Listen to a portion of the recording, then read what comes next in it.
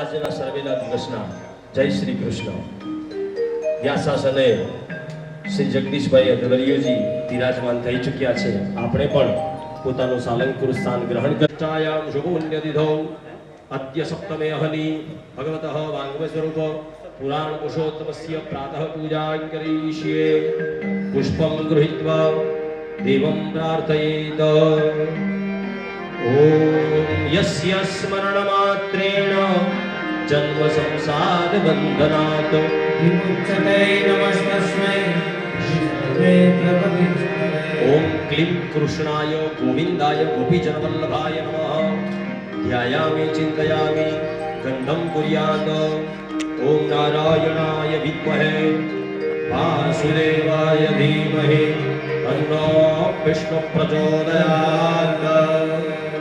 ओम दाशरथाय विद्महे सीतावल्लभाय धीमहि तन्नो रामः प्रचोदयात्।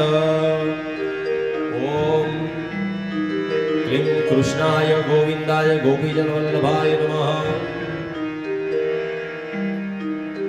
इति सालंकारान् समर्पयामि। धूपं दीपं नैवेद्यं समर्पयेत्। पंचप्राणाहुतयः। ओम प्राणाय स्वाहा ओम अपानाय स्वाहा ओम व्यानाय स्वाहा ओम उदानाय स्वाहा ओम समानाय स्वाहा। मध्ये पानीयं समर्पयेत्। पुनः ओम प्राणाय स्वाहा ओम अपानाय स्वाहा ओम व्यानाय स्वाहा ओम उदानाय स्वाहा ओम समानाय स्वाहा। परब्रह्मणे परमात्मने नमः। सविशाल बुद्धे फुल्लारविंदा यतपात्र नेत्रा येन त्वया भारत तैल पूर्ण प्रज्वालितो ज्ञानमय प्रदीपः।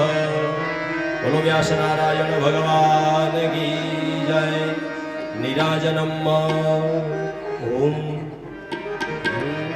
जय काना काला प्रभु जय काना काला।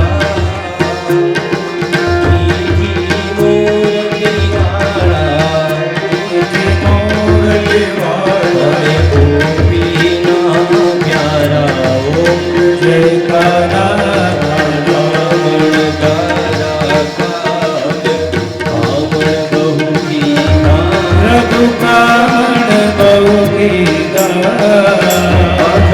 चोरी मोहन माखण चोरी मोहन चित चोरी लीला। ओम जय काना काला। गोवर्धन में तोड़ो गोकुल ने तार्यो वाला गोकुल ने तार्यो।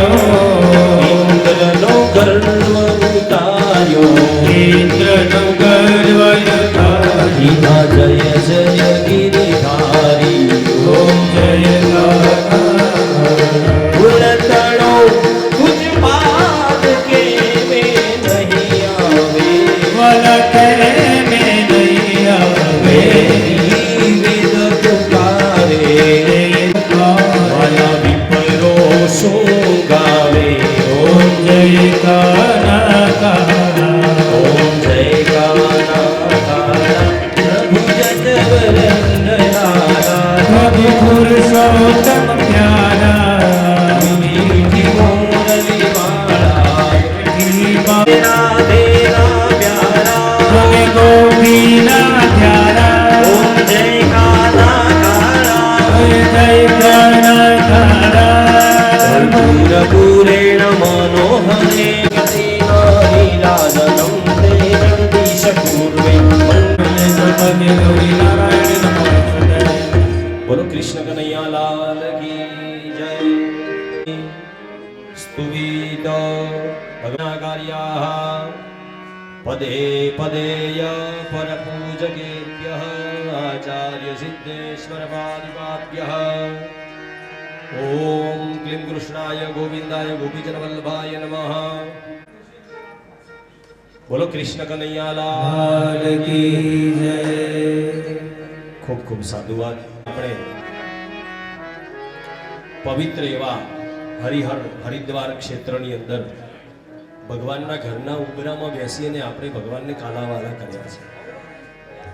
તો એ 7 દિવસનો જે આ તીર્થાટન પ્રયોગ જે હતો એ પિતૃઓની મુક્તિ માટે હતો.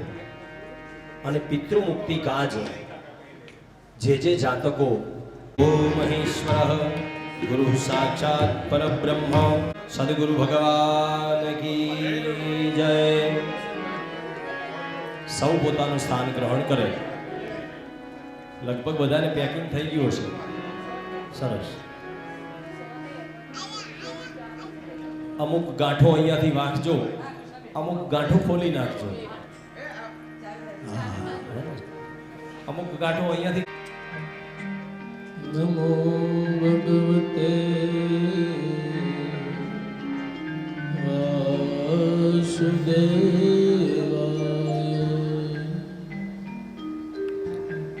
સ્વસ્તિ શ્રી ગણેશાય નમઃ.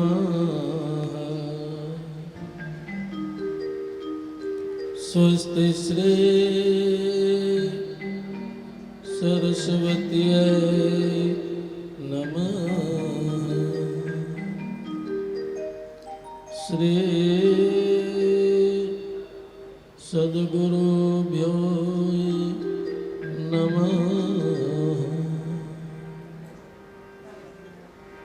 વંશે વિભૂષિતકરા નવનિર્દાભા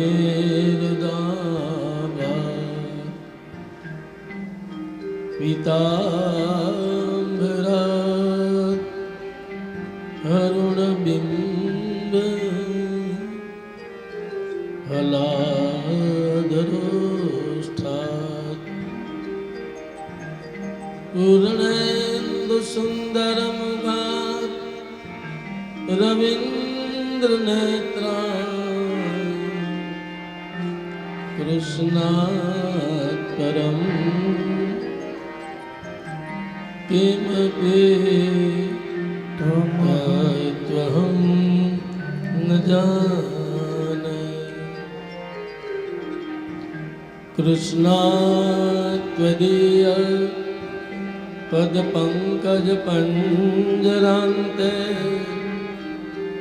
અદ્યૈવ મે વિશુદ્ધ માનસ રાજહંસ. પ્રાણ પ્રયાણ સમયે કભવાદ વિદ્ય કંઠાવરોદન વિદો સ્મરણ કુતસ્તે.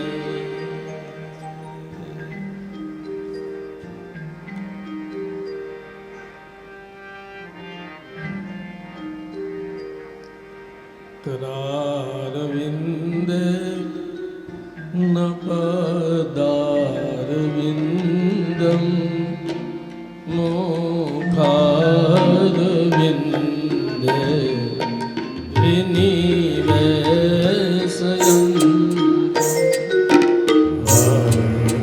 वटस्य पत्रस्य पूतेशयानं बालमुकुद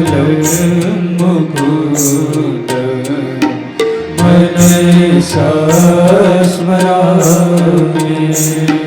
बालमुकुद मनसा स्मरामि. श्री कृष्ण गोविंद हरे वासुदेव.